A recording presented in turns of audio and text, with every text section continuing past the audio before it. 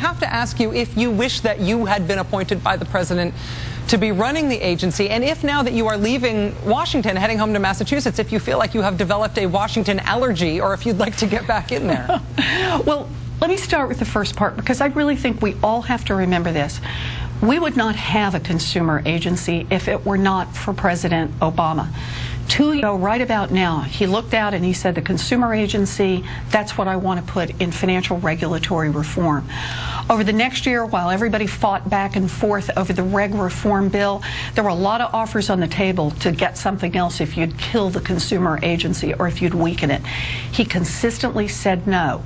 And a year ago, right now, this week, he signed into law a bill that made this consumer agency exist in a strong and independent way. Now, since then, what's happened is there are folks on Capitol Hill, Republicans, in the Senate and the House. They voted against the bill to begin with. They voted against the agency to begin with. They've introduced bills to try to cut our funding. They've introduced bills to try to make us less independent. They've introduced bills to try to make it so we've got a gummed up structure so we won't be able to get anything done. And they've introduced bills to flat out repeal us. I want to be real clear. The reason I can't run this agency is because of those people. They've made it perfectly clear that they are not going to let this agency go forward if I'm there. Fine. I can step away from this.